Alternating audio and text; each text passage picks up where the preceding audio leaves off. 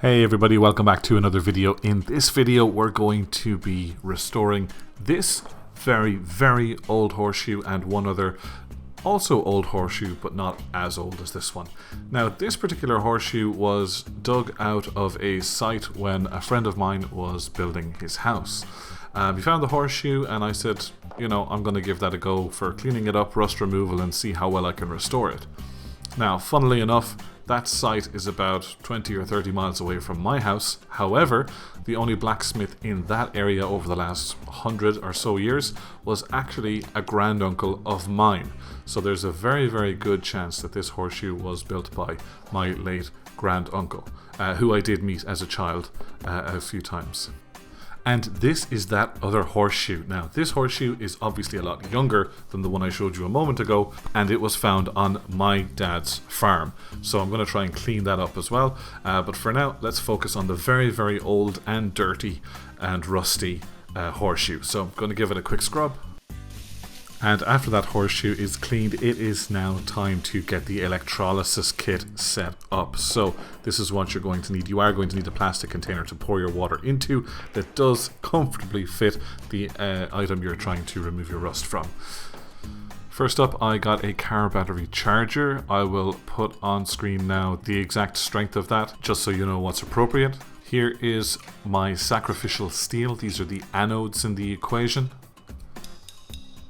To tie those together, you need some copper wire. I just got that on Amazon.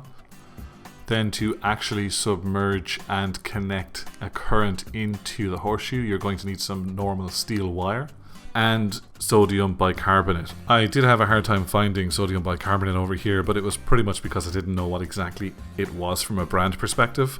On the American electrolysis videos, you do see Arm & Hammer used a lot. We don't have that here. So this is just soda crystals. It's sodium bicarbonate. Find it in any supermarket over here. Now, after you put in the sodium bicarbonate, give it a quick mix up. Next, I take the piece of copper wire, wrap it around the anode a number of times, and then feed it through the two holes I have put into the actual plastic tub. I do that on both sides, and then I actually use a third piece of copper wire to connect them. And that is so they're both involved in the circuit. Now guys, you will notice I have not plugged in any sort of car battery charger. That's the last thing you're going to do. Next thing I'm going to do is just get a plank of timber, feed it through a steel wire, which is connected to the horseshoes that I want to actually remove the rust from as well. I'm doing a bit of testing here and messing around just to make sure that the horseshoes are entirely submerged well within the water. And I did actually have to add a little bit more water into the tub. Then I just snip off the excess and we're pretty much ready to go. So it's time to get the electrical current flowing. At this point, I do think it is important to offer a little bit more explanation into the exact happenings here. Your sacrificial steel in this arrangement are your anodes. Therefore, your horseshoe, or the item you want to remove the rust from, is your cathode. Your anode you need to connect the positive charge to, which is usually red, but don't quote me on that. And then you need to connect your negative to the cathode. Now obviously you're not going to dip that in the water, so that's the point of connecting it to the steel wire. So here's a closer look. Finally, plug in the car battery. Don't expect everything to start bubbling right away, but you will start to see things happening. Now you're going to want to leave this overnight at least, if not for 24 hours. And when you come back, this is how it should look. This is a clear indicator that it has actually worked. That's not to say all of the rust is removed, but it's very clear by looking at this water that rust has obviously come off of the horseshoes. Then it's simply a case of unplugging your car battery charger and then removing the clamps.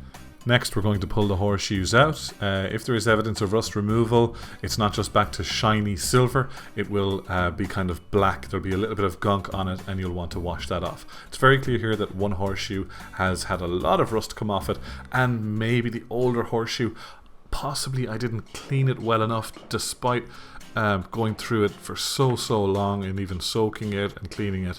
with multiple wire brushes. Maybe it just needs to dry off and have another go at some other point. So I do think the best thing at the moment is just to veer off in one direction with the newer or younger horseshoe for a moment, and we'll get back to the very, very old horseshoe shortly. So let's go and take a look at those anodes. When you pull them out of the water, they should now be rusty. It's not going to be bedded in rust, so if you act quick enough, you can pretty much just wipe it off, give it a quick sanding if you wanted, and reuse this sacrificial steel in another project. Now, these are just the first two pieces of steel that came to hand. In future electrolysis videos, I will use pieces that are a lot larger. The more surface area you have, the more rust that can be removed. So let's go ahead and give these guys a scrub in the sink. These are wire brushes that I'm using, not just soft bristle brushes, they're wire brushes.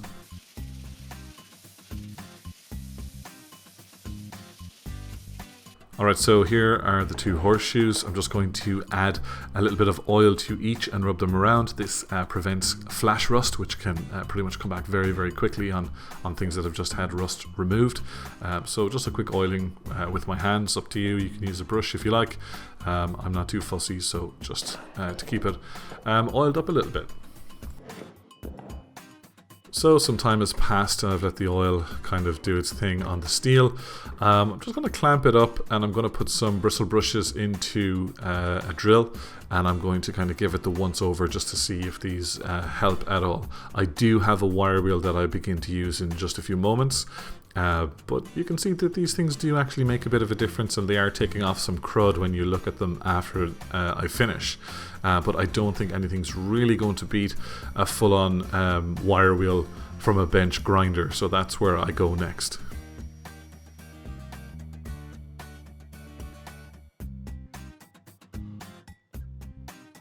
Now guys, you're in for a treat because this is a brand new wire wheel. I'm not afraid to admit it, it's my first wire wheel. I got this bench grinder just a few weeks ago. For this exact purpose, I wanted a wire wheel and a polisher. Now both sides came with stones for sharpening chisels and things like that. So I'm just swapping them out and I'm going to get going with the wire wheel.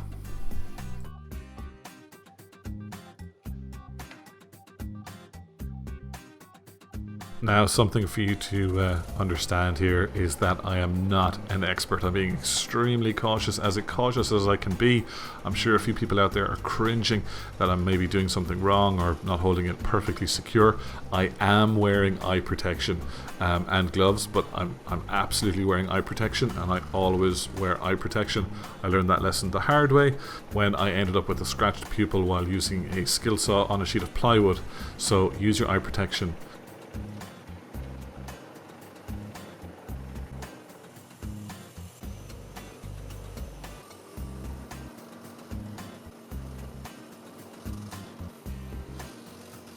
Now, as you can see here, guys, I've gone back to the older horseshoe as well, just to run it through the wire wheel to see if that's going to take off any extra crud. I'm starting to believe that this horseshoe may just be made of rust at this point, with a little bit of steel in it, but there is some substance to it, there is some strength there, so I do want to get through it and see how it looks. If I could bring it up to the same finish or a similar finish as the younger horseshoe, that would be amazing. I would love to frame this horseshoe once it's fully restored and give it back to my friends for their new house, just as a reminder and something lucky that actually came from their site.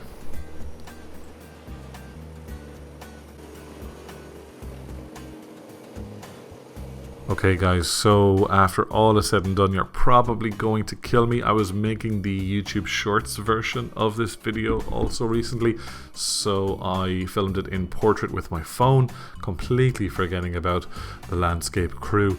So hopefully you can see it close enough. Maybe I'll try and do a bit of a zoom in. But after all of that wire wheeling and polishing, I did a little bit of polishing on the bench grinder. I decided it just needed a little bit more sanding. I got a 240 grit and I got a 320 grit, and I did wet the horseshoe with a bit of oil, so it's wet sanding, and I gave it a nice shine up, and then I cleaned it off. Now I might give it one more polish before it's absolutely finished. You can stay tuned to Instagram, or maybe I'll post it here in the community tab, but do tell me, I'm going to put them side by side now, how this horseshoe turned out. Also, I just haven't had the time over the last few weeks to run the original really old horseshoe through the electrolysis process, so I am going to separate that piece out into a separate video. So stay tuned for that. Subscribe and obviously use the bell notification so you'll get a notification on your phone or whatever when that's coming out. I'd love to have you as part of the channel if you'd like to subscribe. But yeah, I just did not want to hold up this upload, not knowing exactly when I'll get back to the electrolysis, but I am thinking about in the next week or two. So I'll show you a side by side of this horseshoe, and you let me know what you think about it. Thank you so much for watching this video and spending some time here. Yeah, just very grateful for everyone who comes by the videos and either subscribes or comments, or shares it, of course, is extremely powerful. So thank you so much. It's so nice to get out of the shed and do something I enjoy, and yeah, it's great to share it.